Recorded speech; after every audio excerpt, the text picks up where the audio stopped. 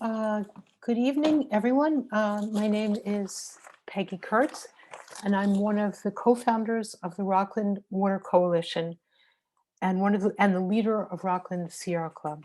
I want to welcome you all to our public forum on PFAS chemicals in Rockland's drinking water. We have a huge crowd here this evening. I know we have several hundred people, which really speaks to the high level of concern for the safety of our drinking water.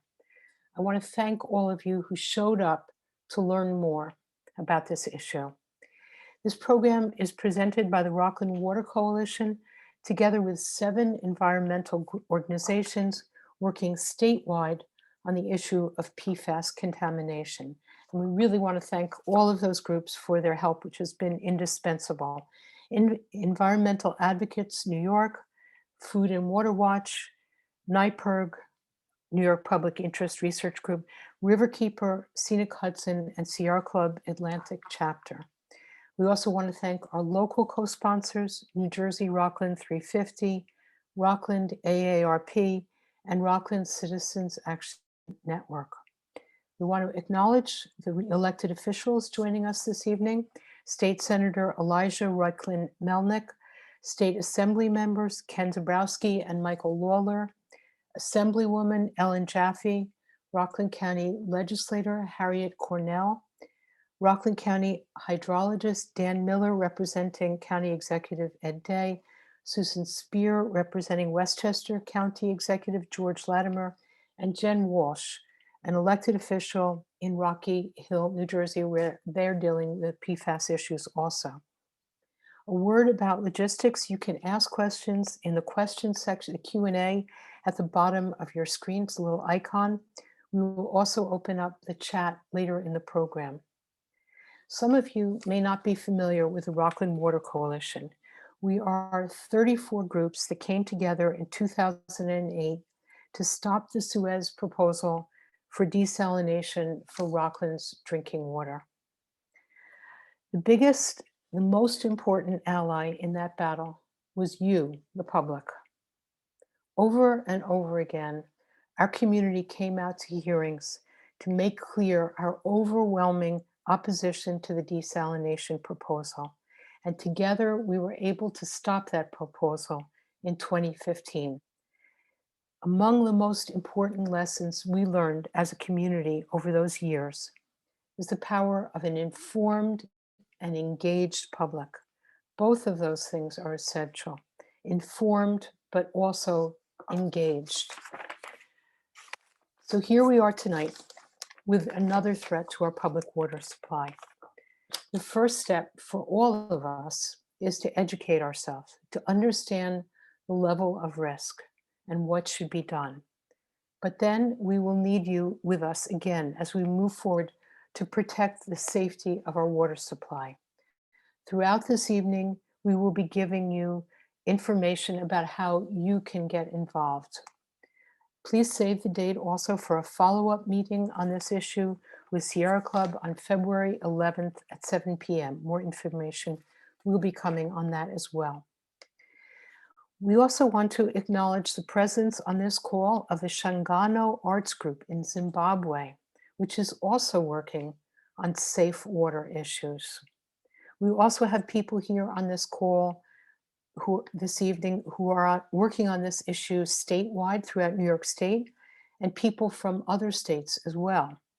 With this event tonight, we are really joining a movement of people working on this issue of access to clean water worldwide.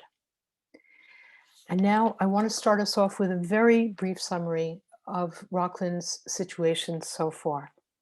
In August of 2020, New York State adopted a new standard for 2 chemicals, PFOA and PFOS.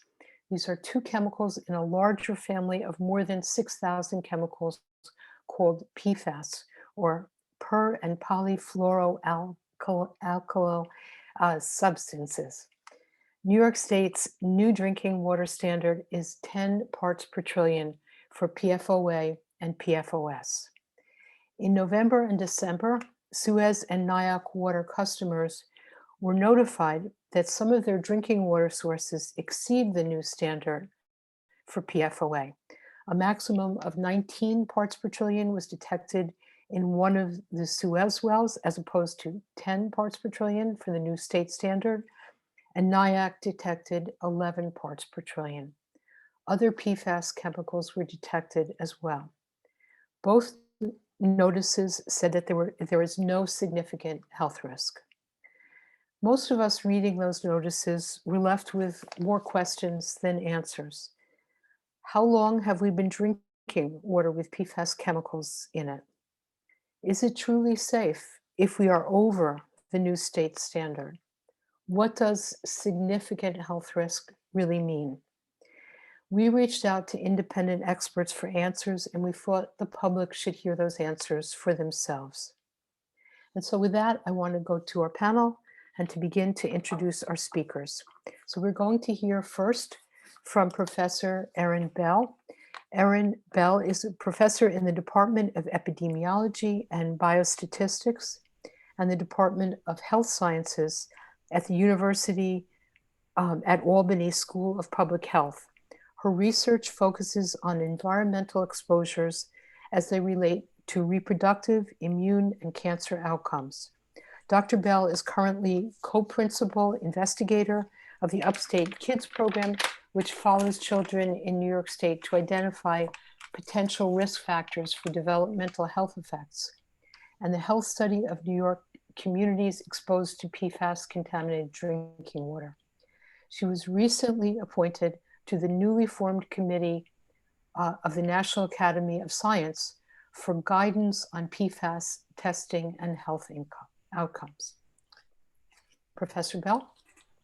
Thank you very much, Peggy, for that kind introduction, and thank you for inviting me this evening. I'm going to start with technology here to see if we can get this to work. And let's view. There we go. So I thank you again for inviting me this evening. I've provided some contact information for you at the beginning of the slide. It also provided at the end. I'm happy to field questions both tonight and then after this evening as they come up. And I will also give you a little overview of what we're working on with our communities with a multi-site study with regards to updating them on the current literature and health endpoints. And we would like to include all of you in that process as well. So as I won't dwell, Peggy gave a very nice overview on perfluorinated chemicals and substances that we look at. Just to provide a brief background, these are chemicals that have been used for quite some time in our everyday life. They are part of the water repellents and nonstick surfaces and stain-resistant fabrics that we're all familiar with. They're also present in the firefighting foams. As Peggy mentioned, there are thousands of the perfluorinated chemicals. Most have not been studied well with regards to health effects. The most commonly studied at this point have been PFOA and PFOS, and I will speak to that in a few moments. I've provided you some websites, and I'll provide these slides for those who would like to see them after tonight. But again, this just gives you a sense of the family tree of what we see with regards to these substances and the number of different types of substances that we have. You will hear the phrase long chain and short chain, and that refers to their chemical structure. The older PFAS, like PFOA and PFOS, are long chain. In general, these are very persistent chemicals, and they don't degrade very quickly. With short chain, the premise, and this is a very common premise when we look at environmental exposures in epidemiology, is that they would in theory be less persistent. We're not sure that's the case with some of these shorter chain chemicals with PFAS, and they have not been well studied with health outcomes. So it's an open question, and we're still learning more about these shorter chain chemicals. But that is a terminology that you will see as you look into this literature. Now, what do we mean by persistence and not degradable? when we talk about persistence, we talk about half-life. Half-life is how long it takes for half the concentration that's in your body to be eliminated. In the case of both PFOA and PFOS, again, the ones that we have most commonly studied in the PFAS family, it's typically 2 to 3 years. In some cases, it's a little bit longer. In some cases, it's slightly shorter. Some of the other PFAS are quite a bit longer. We also know that half-life can vary based on certain characteristics that we look at in people. And the most common one that we focus on with the PFAS is gender. So women can have a faster half-life. They eliminate PFAS a little bit faster than men simply because we menstruate, we give birth, and we breastfeed. Now, that also has implications for exposure to our children, and I'll talk about that in subsequent slides. But that is something that we look at when we do our studies. It's important to understand, because if we measure perfluorinated chemicals in our blood today, when we look at health outcomes, we want to know what happened 10, 20, 30 years ago and what you had in your body at that time. And so we need that information to help us understand your original dose. Now, related to that, even though PFOS and PFOA are beginning to be phased out of production and use, as I mentioned, there are new PFAS that are coming on the market and that are being used, and we don't know what that means in terms of health outcomes. But also, even though they've been phased out, we can still measure them in our bodies because of that long half-life and because of that persistence. And because we can still measure them, we want to understand the health implications and the potential health effects that might be present.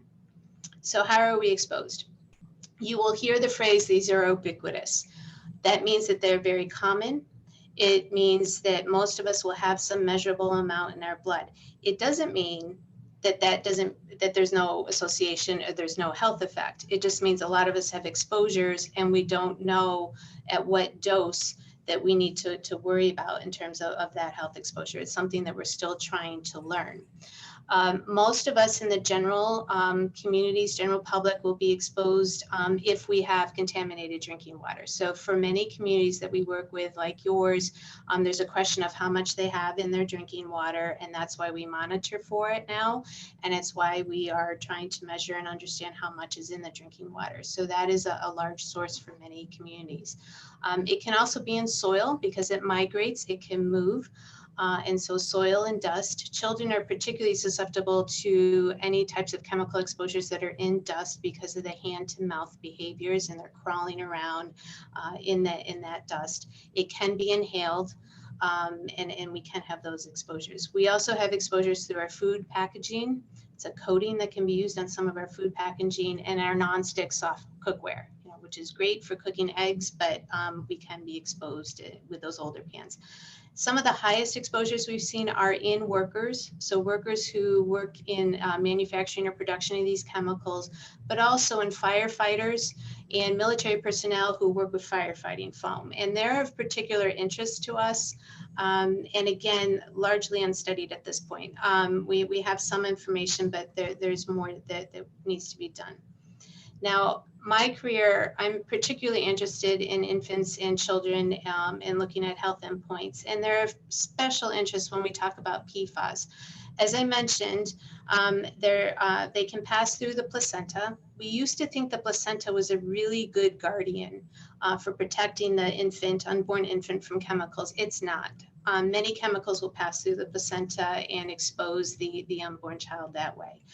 In the case of PFAS, most of the exposure to infants actually comes from breast milk. And again, one of the tremendous frustrations when I work with community members that are enrolled in our study is that typically with environmental epidemiology and public health, the recommendation for women who are trying to decide whether or not to breastfeed is that the assumption is the benefits of breastfeeding outweigh the risk of the chemical that might be in the breast milk, provided that the woman doesn't have high exposure. The problem is with PFAS, we don't know what that is. And we don't know what that means for the women. And so we are actively trying to identify better information and more improved communication so that women can make an informed decision when they're faced with this decision and they have a documented exposure in their bodies and are concerned about breastfeeding. To this point, and to the point that these are very common exposures that we see even in very young children, I just wanted to quickly show you some results from a study I did of just over 3,000 children in New York State. When babies are born and just before they're discharged from the hospital at ages of 2 or 3 days, we do a little heel stick in their heel to get 5 drops of blood that are about the size of a quarter. And this process is very important. It's used to identify genetic and metabolic conditions that need to be identified at delivery or the time of birth in order to treat the infants very early on. We're very lucky in New York State and that these samples are then saved. And with permission of the parents, I was able to request that we sample these saved spots and measure them for PFOA and PFOS. And again, these are newborns, so 2 to 3 days old at most. And we were able to detect levels of PFOA and PFOS in 99% of those children. So they are getting exposure from most of us during pregnancy. We are now looking at these levels in relation to health endpoints with the children as they age and as they grow.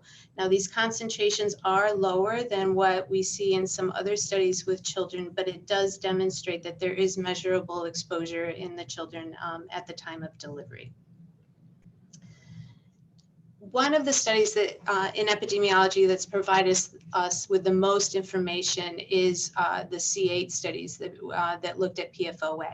For those that have watched the Dark Waters movie, this is that community.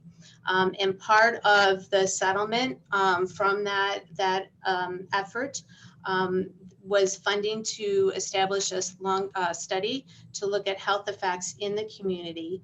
They enrolled almost 70,000 community members in this large epidemiology study.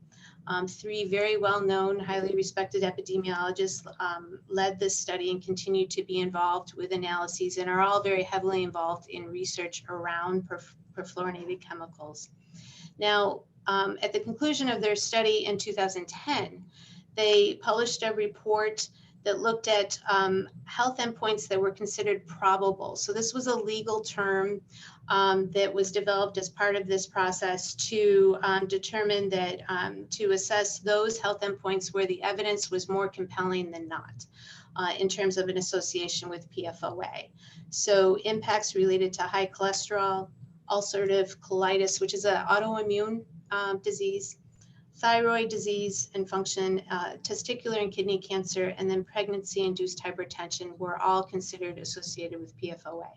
There were other health endpoints that they examined that I'll discuss in the next slide, where the evidence is a little bit more, it's less consistent, and others in our scientific community are also looking at those health endpoints, and we're still trying to understand them.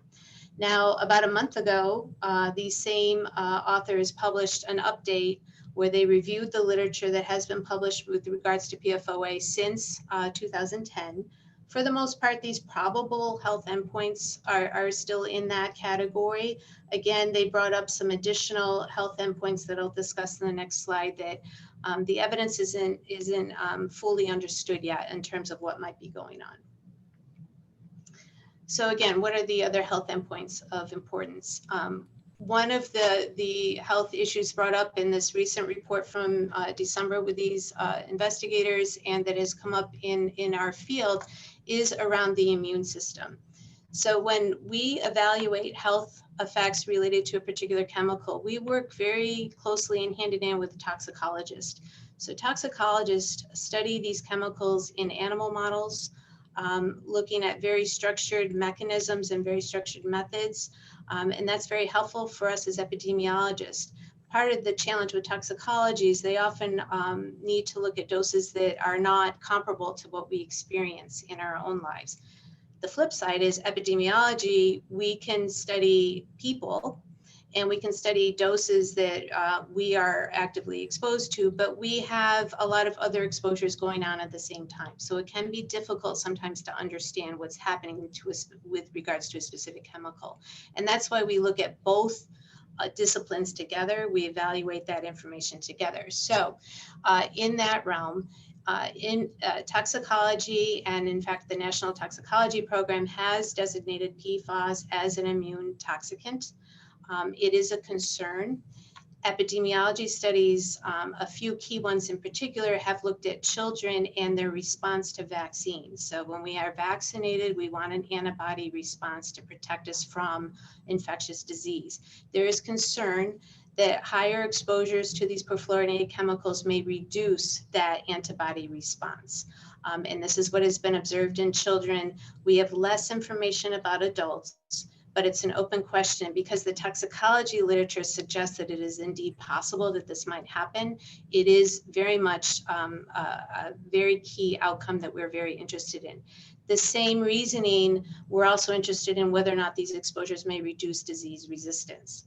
Now, this is particularly important right now because of COVID and because of the COVID vaccine. It is the communities that we're working with on our studies are very concerned about this. The scientific community is very alert to this. And this is an area that we're actively and very as quickly as we can trying to get more information.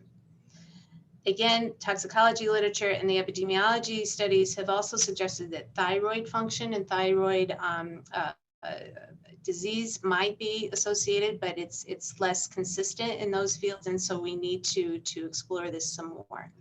Increased cholesterol, an effect on the lipid, is a little bit more consistent in terms of findings with regards to PFOA and a little bit with PFOS, but we need to explore it some more with these other types of perfluorinated chemicals and to see if we observe the same association in some of our larger studies. Testicular and kidney cancer, changes in liver enzymes, and high blood pressure during pregnancy, again, all seem to be fairly consistent and in, again, associations. Now, you hear me use the word associations. In epidemiology, it's important to distinguish between association and causation. No single epidemiology study can tell us about causation. We don't know for sure that a particular chemical causes a disease. We examine associations, and that's why, again, we look at the preponderance of literature. We evaluate all the information available to us before we determine whether or not there's truly an association. Now, the health outcomes that I'm particularly interested in: infant birth weight, child growth, learning and behavior, changes in hormone levels. These, the results in the epidemiology studies, including in some of my own studies, have been mixed. Some have shown an association, some have shown no association, some have shown a weak association. So I'm not ready to say there's no association, but it also doesn't mean there's definitely an association. It means we have to explore it more, and we are studying it more. A number of studies have been designed to look at these outcomes in more detail and with more available information. Childhood cancer has not been studied. We don't have a lot of information. However, again, because many childhood cancers are related to the immune system, it is of interest because of the concern with the effect of the immune system and PFAS and the potential association there. So that is something that, again, is on the radar of the scientific community.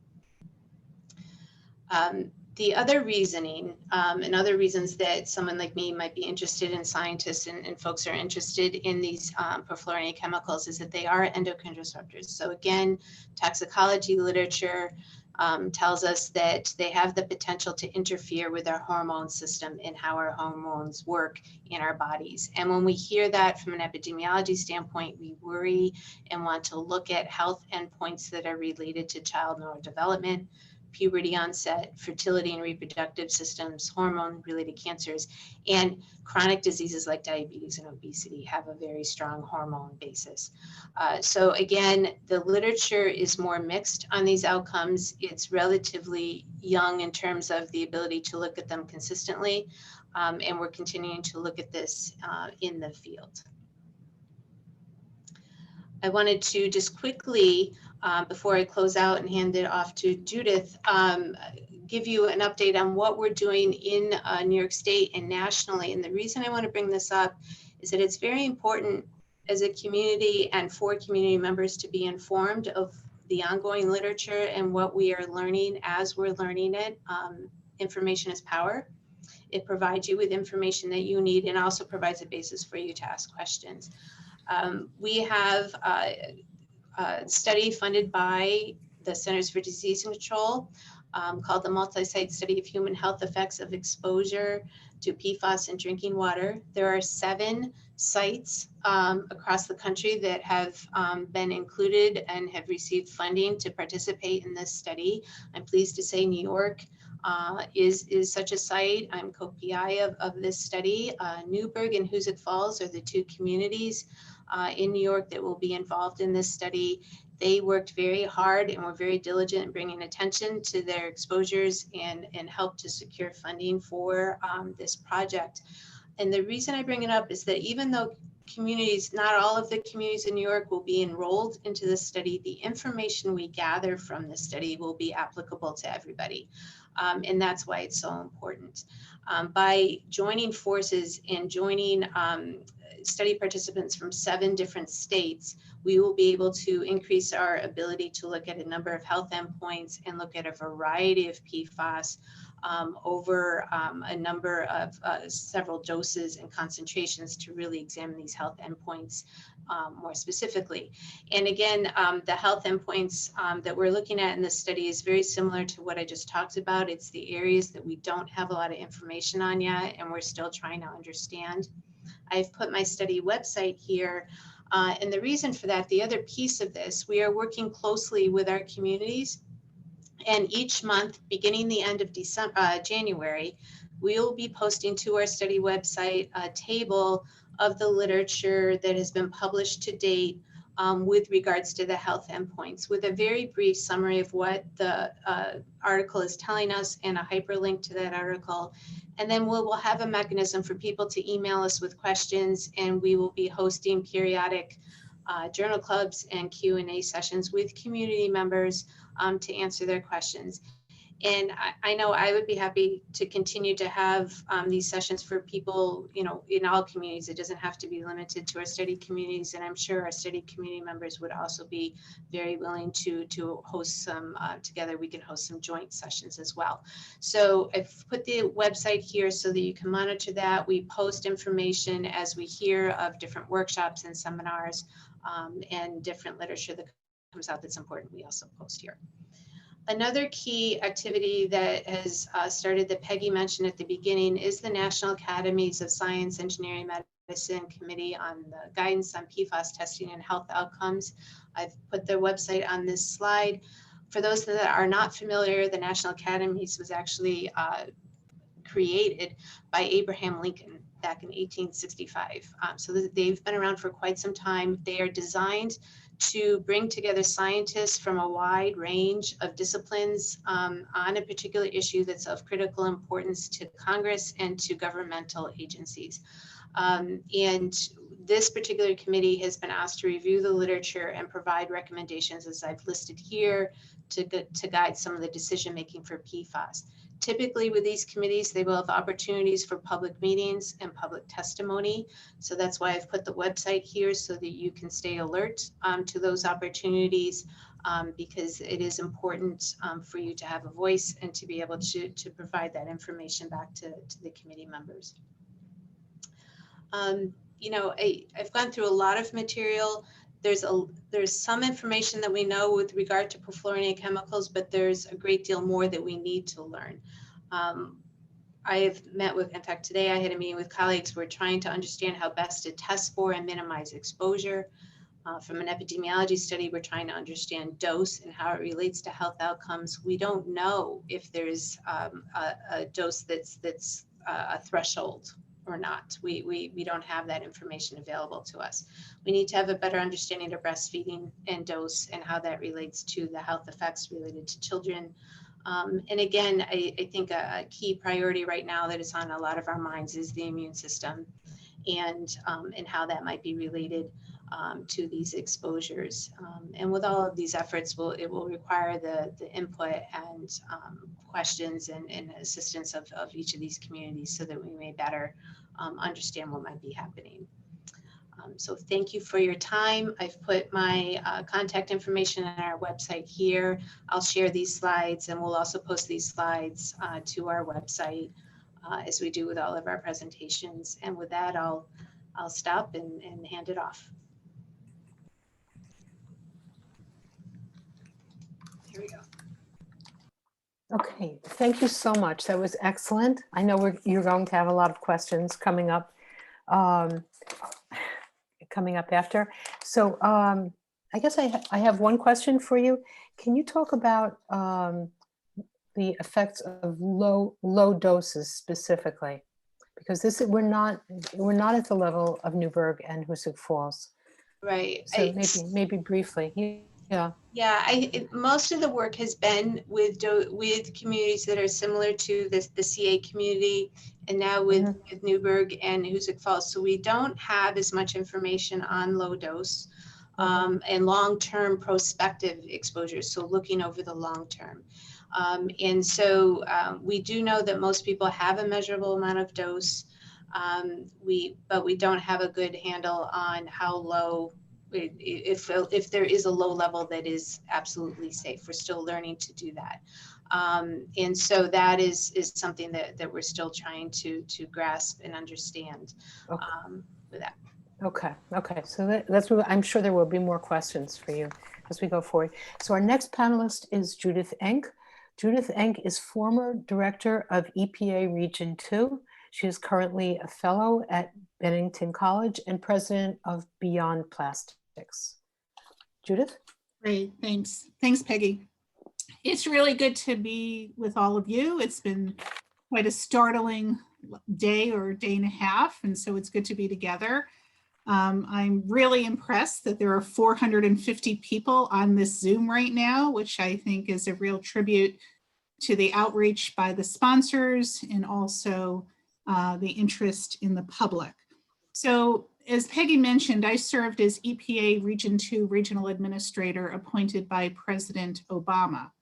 The good old days when EPA actually protected the environment and enforced the law, which hopefully we will be getting back in 2 weeks.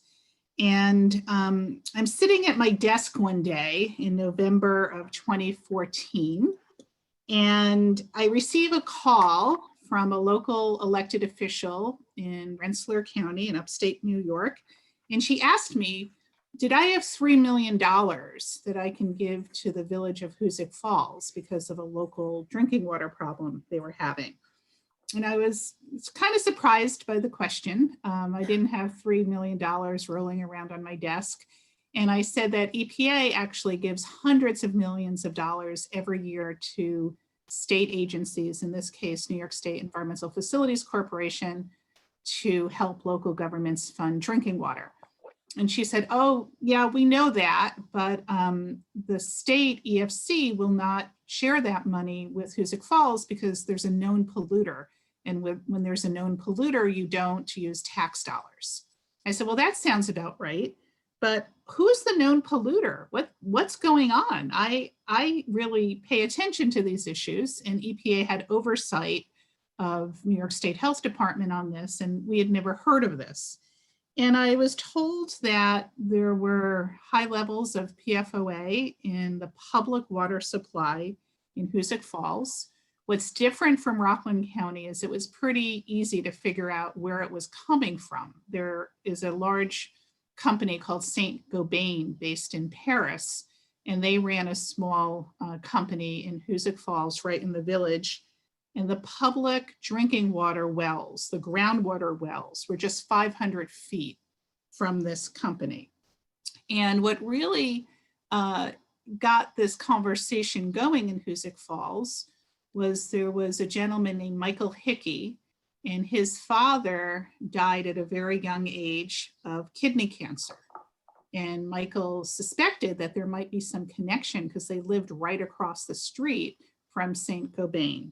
So Michael teamed up with the community doctor, Dr. Marcus Martinez, and I'm sharing their names because these two guys are the heroes in the story. They asked the Hoosick Falls Village Board to test the water. They refused. And so Michael and Dr. Martinez paid out of their own pocket to have a couple water samples tested, and they found elevated levels of PFOA. Now, the mayor of Hoosick Falls did not, who's no longer in office, did not want to make this public because he was concerned that if people knew there was contaminated drinking water, it would interfere with economic development in the town. So I told this local official who called me, I said, I'll get back to you. I don't think I have $3 million, but I want to talk to you more about this. Let me call this New York State Health Department and find out what's going on. So I called the New York State Health Department. I asked them if they were aware of the situation in Hoosick Falls. They said they were. They, in fact, took samples in the summer of 2015. They took 5 samples. My understanding in Rockland is there are publicly available 2 samples. They took 5, found elevated levels between 151 parts per trillion and 662 parts per trillion, so significantly higher than what's found in Rockland at this time that we know of. At the time, EPA had a drinking water advisory of 400 parts per trillion, which then went down to 70 parts per trillion. So 4 out of the 5 samples exceeded even the older, higher number. So I asked the official with the New York State Health Department how long they knew that people were drinking contaminated water. And he said 18 months. And I was just stunned that the public was not told this. I asked him when he was going to tell the public. I asked him, is the Attorney General's office involved? He said, no, we wanted to keep the lawyers out of this. So you had the state health department, the county health department, the village mayor, and the polluters at the table for 18 months. And what they were debating was would the polluter provide free bottled water at the local supermarket? That's what they were discussing for over a year. And so I said to the state health department, you really need to tell the public what's going on. And if you don't, I will. They didn't, so I did. So that is how the people of Hoosick Falls learned that they were drinking elevated levels of PFOA. I then went to the community in mid-January in 2015 to share all of the information that we had, stayed in the school auditorium for hours till every question was addressed. And when I think about what unfolded in Hoosick Falls, you had this multi-billion-dollar, multinational company telling local officials, go find some tax dollars to install carbon filtration on the public water supply. We'll do some bottled water at the supermarket. And then I guess they thought they would be done.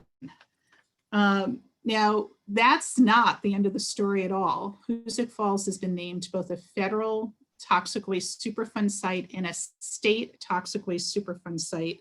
Private lawsuits have been filed over health damages. And that is just a very short version of a long story. That put the issue of PFAS in drinking water on the map in New York State and even nationally. So I share this story with you not to share rather, cringe-worthy, awkward information, but I want you to learn from this experience. There are lessons. Some apply in Rockland County, some do not. I try not to use the phrase low levels of PFAS because in my mind, there's no safe exposure level of PFAS. And we're not only exposed to PFAS in drinking water, but we're exposed in consumer products. Governor Cuomo recently signed a bill saying you can't have PFAS in food packaging. Who knew there was PFAS in food packaging? There is. Never, ever, ever eat microwavable popcorn because the PFAS is the grease barrier inside the bag. So I kind of reject the whole idea that these are only low levels, and you're going to hear government officials say that to you. Oh, these are low levels. The new state standard has a big margin of safety. Don't worry. What's also different here is in Hoosick Falls, we had a pretty good understanding who created the problem.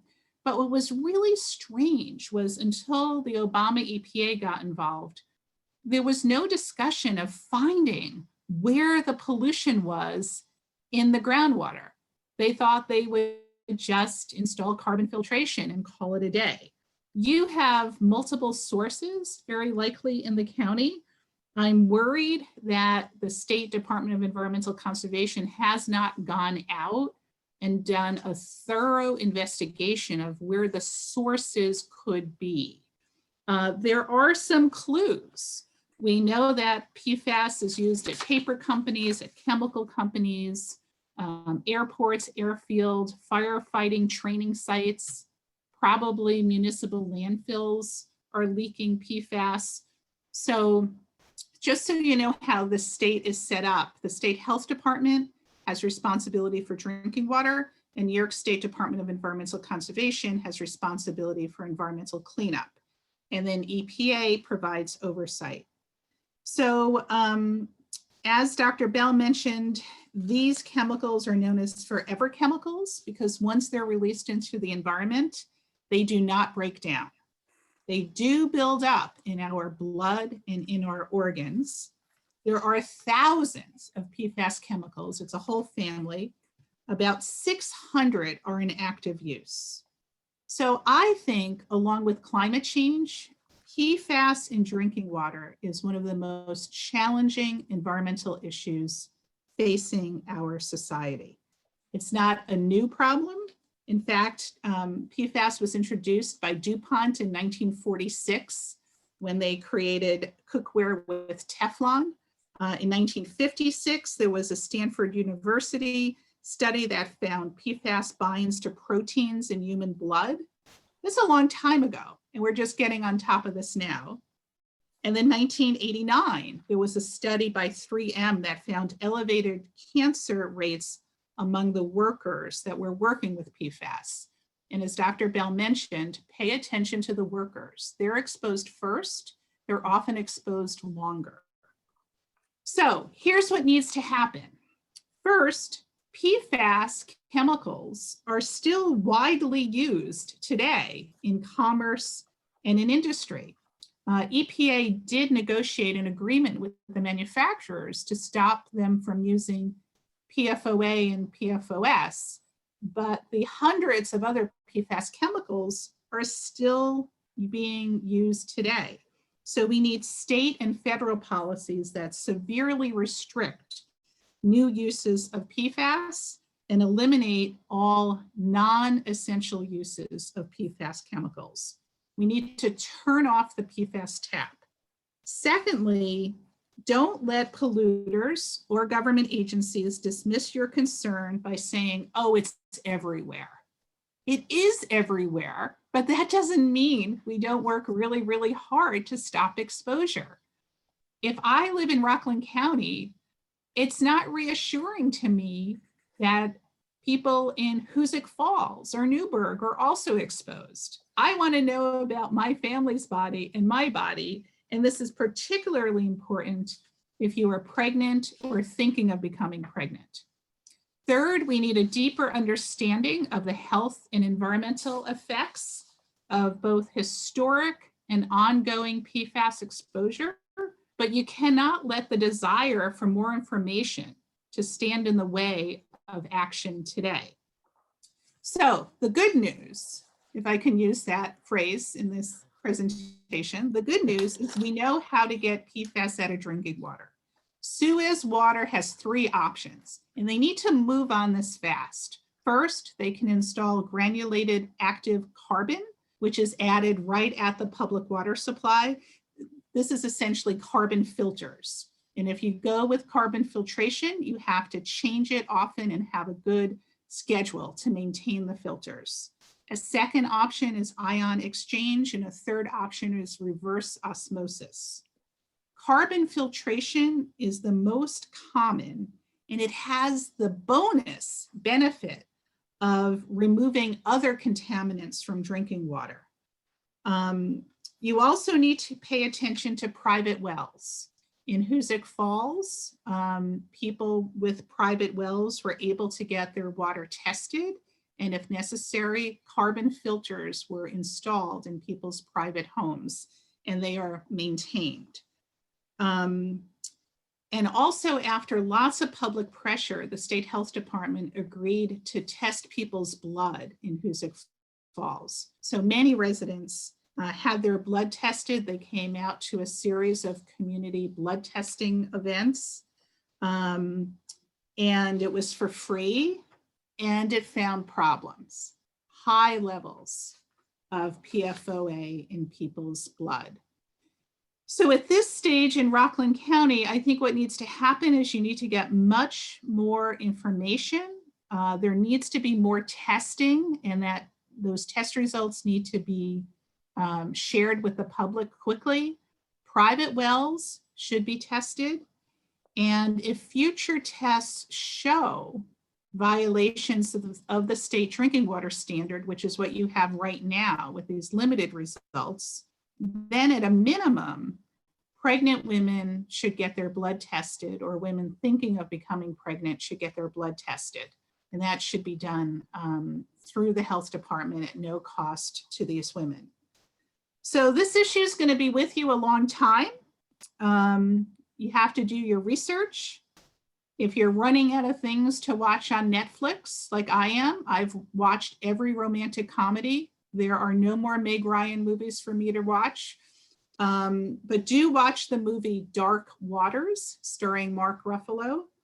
Meet with your elected officials. It's good that elected officials and their staff are on this Zoom tonight, because you are going to have an alliance with concerned citizens, concerned businesses, and elected officials. Make sure the state agencies or the new EPA go and look for the sources of the PFAS. If you don't know where the source is, you can't remediate. And you do not want to write off groundwater in Rockland County. If you want to see future economic development in Rockland County, you have to have clean water. And just by indefinitely keeping carbon filters on wells, that's not really getting at the source of the problem.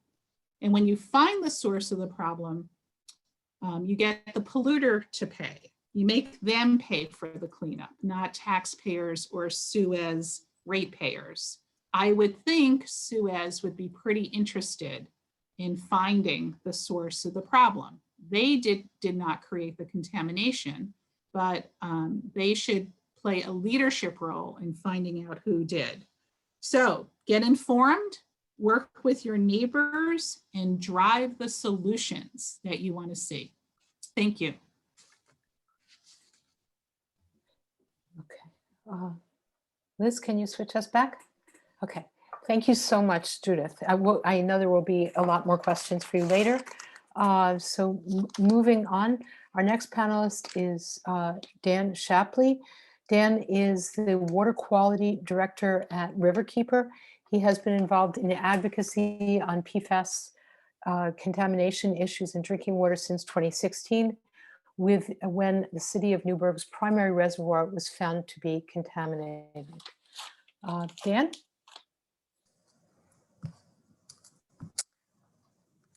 Dan is going to be speaking to us about giving us an overview of Rockland's situation. Dan, are you there? Yes, I'm here. Yeah, okay. Just sharing my screen. Hopefully you can see that. Okay. All right, here we go. So I am going to try to give as best I can an overview of what we know about the PFAS that has been detected in the environment that is affecting your water sources.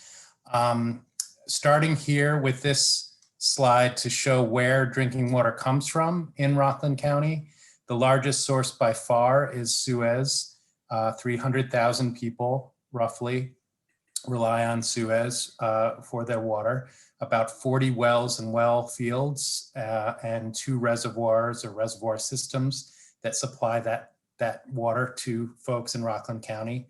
There are two other public supplies, Village of Nyack and Village of Suffern. You can see here 14,000 people plus rely on the Hackensack River, and about 12,000 people in the Village of Suffern rely on wells in the Ramapo Valley.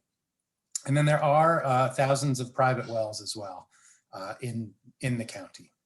So Suez has sent a notice to its customers, and the Village of Nyack has also sent a notice to those people who rely on the village water supply, both because of exceedances of the PFOA drinking water standard.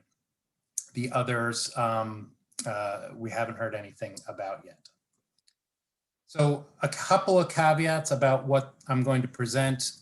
We looked at available information.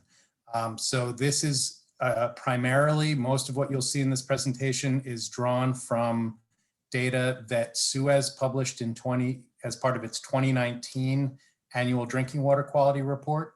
The notices that you received, if you're a Suez customer, were because of testing that was done in 2020.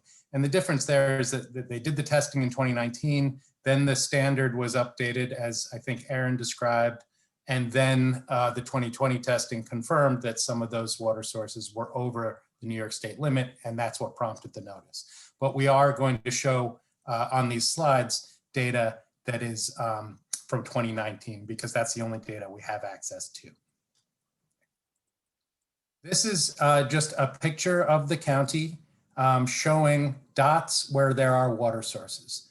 Now, Suffern is one of those little dots out to the left that has wells in New Jersey, actually, in the Ramapo Valley. And there's one dot for Nyack, where it draws from the Hackensack River. But the rest are Suez's water sources. And Suez's drinking water system is the most complicated I've ever seen. Typically, you see one or maybe two or three water sources. They generally go to one treatment plant and then get distributed to the community that relies on the water. Here, you have what I think of as multiple on-ramps to that drinking water system. So each of these dots is its own on-ramp, either well water from one well or a well field, or from those reservoirs into the distribution system. So each of these water sources has, in most cases, has been tested or should be tested for the quality of the water. Now, we don't see data for all of them, so I'm just going to show you quickly visually. We haven't seen any data from Suffern, so that is a blank. And then these other 10 spots, there was not data in the 2019 report available to consider. So it's just, again, acknowledging there's some incompleteness to our basis for information. There was one well, or a pair of wells, I should say, that tested with 0 PFAS, and that's shown by this green dot. But unfortunately, all the others showed some detectable level of PFAS. And when I say PFAS, I mean the class of chemicals that we're talking about. You've heard that there are thousands of these that have been made, hundreds in use. These tests were designed to be able to test for 14 of the most common of them. So these yellow dots show the water sources that had detectable levels of one or more of the PFAS family of chemicals. So what did a little more detail? PFOA was the most commonly found in 30 of the 31 Suez water sources, plus in the Hackensack River, that is the Village of Nyack source. PFOS was the second most common, which is the other regulated contaminant here in New York State. That was found in 25 out of the 31 Suez water sources, again, in 2019, when this testing data was that we're referring to. There were 6 other PFAS chemicals detected in one or more of those Suez water sources where we have comprehensive data. We don't know for Nyack beyond what they reported, that they said they had PFOA over 10 parts per trillion. That's the only data we have for Nyack. We have much more to look at from Suez because of what they put out in 2019. Now, importantly, I think each of these 6 other PFAS that were detected. They're not regulated in New York, but each of them is regulated in one other state today. I don't think anyone has mentioned directly, but the federal government only has guidelines, no enforceable standards for drinking water. New York is better than most states in that we have standards. Most states have no standards, but we don't have the most protective standards in each case for these emerging chemicals. You can see some states have more expansive standards that take in more of the chemicals. And then, as I'll explain later, at least one state has a more protective standard, which would be consequential here in Rockland if it were applied. But before I get there, let me just complete this slide. 6 other PFAS were looked for. They could have been detected by the testing that was done, but there was no evidence of these particular chemicals in the Rockland water sources. I've listed those chemicals here. It's a sea of acronyms to me. I don't know much of anything about these chemicals beyond these rather difficult to pronounce and look at acronyms. So again, to just drill down a little bit, again, New York State's drinking water standard, as you heard, is 10 parts per trillion. 8 of the Suez wells and the Hackensack River exceeded that standard with the 2019 data. None of the water sources exceeded the other New York State standard for PFOS. This map shows which of those sources exceeded New York State's PFOA standard. So they're marked in red. The other yellows are where PFAS was detected, but not above New York State's standard. Now, as I mentioned, at least one other state has a clearly more protective standard, and that's Michigan. It has a PFOA drinking water standard of 8 parts per trillion, whereas ours is 10. So these are both very, very small concentrations, boggle the mind concentrations, very small. That when we're talking about this, I think as Judith was saying, you will hear, well, it's low level. And I fall into this all the time saying it's low level because it is low level. There's no way to say 8 parts per trillion without saying that's a very small concentration. However, as Dr. Bell was describing, the unfortunate concern is that even at these exceedingly small concentrations, there are health concerns, and many of them health concerns to be explored. So Michigan's standard is more protective. It would, if it were applied here in New York, 8 additional wells or well fields would require treatment. So here, this is a map, again, just showing that visually. The yellows, again, are where PFAS were detected, but they wouldn't have violated any of our drinking water standards. The reds violate New York State's standards. The oranges don't violate New York standards, but would violate Michigan standards. So you can see the impact of a more protective standard being applied. Now, I do want to state the Department of Health is not going to order Suez to adhere to any other state standards, but the state standard is a floor, not a ceiling. That's the minimum that a water supplier has to meet. So Suez could go above and beyond that. They could treat to a higher standard. And it is something that the community can consider advocating for. So just to sum up, contamination is widespread. There are multiple PFAS detected. Some but not all of the water sources exceed New York State standards, even where PFAS were detected. And the sources of PFAS are unknown and unclear to me. I will share in the chat, but we do have a report that is on our website that has this same information, but more depth and more information, so you can dig into it a little more deeply if you're interested in this level of detail. So Peggy asked me to describe what we would recommend. So here are just some most basic ones. As Judith said, treat the water sources that are exceeding New York State standards and without delay. I think the without the delay part is the place where the public can make a difference. these will be treated. The law requires them to be treated. The time frame, how long it takes, is something you can influence by using your voice. Again, I would say advocate for precautionary treatment for other water sources where there's detectable PFAS, but not above the New York State standards, and join advocates like Riverkeeper, like Environmental Advocates of New York, and others who help to organize here, who are advocating for more protective state standards. That's a longer term fight, but it's important, as we can see here in a place like Rockland, where you have multiple chemicals that have been detected in the water. As you get to the treatment, it's important that you make sure that the goal is to treat to non-detect. So the same treatments that Judith mentioned, installing the treatment is one cost and one decision, but then how it's operated and maintained will determine whether it's removing all of the chemicals that are in the water, or whether it's treating only to the New York State standard. So once you get that treatment in, make sure it's treating to the highest possible standards for the longest period.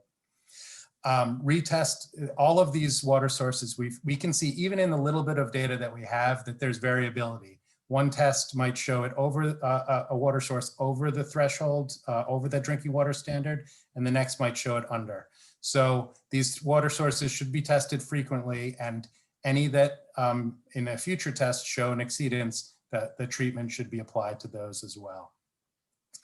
And then finally, but importantly, investigating the potential sources of contamination so that any remediation possible can be done, and so that any polluters responsible can pay for the treatment and for the remediation. Now, DEC has begun this investigation. I reached out to them, and they have done testing at, I believe I was told, 20 of 23 hazardous waste sites that are already in their portfolio, already known to the DEC and already subject to cleanups. None of those that they have received data back from have shown an obvious smoking gun source for any of the contamination, but that investigation has begun. You should ask the DEC to report out regularly on it. It should be transparent. I've seen in cases like NYPIRG where they do excellent investigations. So I think you should expect a high involvement and make sure you get it. And finally, you'll be seeing these throughout the night, but I just wanted to share them here as I close out. You can call Governor Cuomo and tell him how important it is to get your water treated and treated quickly, how important it is to find those sources and remediate them. And there is a petition which we will share in the chat as well, which delivers that message electronically. But calls do make a big difference on these things. Thank you very much. So thank you, Dan, for your report and for all your work on this issue. I assume we're going to be able to share all of these presentations later on, so that the public can look them over again also. So our next, please continue to send in your questions. We are going to get to the questions in just a few minutes. Our next panelist is Rob Hayes. He's going to be speaking about water policy at the state level and what needs to happen, kind of following with the recommendations from environmental advocates and what has happened so far. Rob Hayes is Director of Clean Water at Environmental Advocates New York. He lobbies the state legislature and government agencies to enact policies that protect drinking water from source to tap. And he was involved in the successful campaign to establish New York drinking water standards for PFOA and PFOS that we've been talking about this evening. Rob? Well, thank you, Peggy. And it is so wonderful to be with you all tonight. And I just want to note too, how many people are on this call tonight, over 400 people. That is absolutely incredible. And it warms your heart to see so many people that care about their water and are ready to do something about it. So thank you all for being here with us tonight. And I'm going to try and keep my remarks brief because I know we're running out of time and we want to get to your questions. I know we've heard a lot of fantastic information tonight from fantastic speakers, and hopefully after tonight you better understand what PFAS are, the health risks from these chemicals, and then what we know right now about the contamination in your drinking water. And now I want to spend a little bit of time talking about what should happen next to clean up your water. And you've heard some of this already from Judith Enck and Shapley. So here's where we are right now in the process. So Suez and NYPIRG have tested their water as required under New York's new drinking water standards for PFOA and PFOS. And they discovered those exceedances of PFOA this past fall. So now they're required to work with Governor Cuomo's administration to come up with a plan and timeline to remediate any contaminated water sources. But here's the thing, the governor's administration and the water utilities shouldn't be the only ones at the table making decisions. You deserve to have a seat at that table too. This is your drinking water and you have every right to make your voice heard and ensure that they are doing everything in their power to provide you clean water as soon as possible. Because as we've seen, advocacy works. We are here tonight because residents of Hoosick Falls and Newburgh and other communities impacted by PFAS advocated to get their drinking water cleaned up, and they advocated to establish these new drinking water standards for PFOA and PFOS. And your advocacy here in Rockland County can be just as impactful in your community, but also across the state. I don't think it's come up yet tonight that you guys are actually one of the first communities to exceed the new drinking water standard for PFOA. And your cleanup experience is going to set a precedent for countless other cities and towns and villages across New York who will find PFAS in their water. We know that they will. You are not the first community to detect these chemicals, and you won't be the last either. And so you can really make sure that New York State sets the gold standard in this instance for how to protect drinking water and public health. And so I was going to transition here to talk more about exactly what the Rockland Water Coalition is asking for from Governor Cuomo's administration. And you can find all of those asks in the petition. And I encourage you right now, sign it. Sign it right now. Get down that number to call Governor Cuomo and call him when you have the chance, because they need to hear from you about how important clean water is and how important it is that they do everything that they can to clean it up. So I think with that, I might actually turn it back to Peggy so we can get to some audience questions. Okay, thank you so much, Rob. Okay. Okay, so let's go with some of the questions. Can we get back to the full screen with the panel? Thank you very much.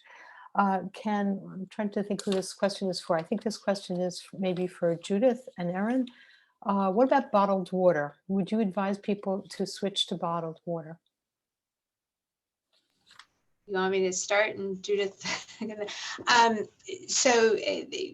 Both Judith and I, on the one hand, we share concerns about plastics. Normally, bottled water would not be something I would like. However, again, especially if someone is pregnant and you're worried about exposure, then bottled water is certainly an alternative. What I would encourage you to do is to if you're going to don't reuse the bottled water unless it's truly designed to be reusable. That's when you start getting the bad stuff from plastics seeping into your drinking water.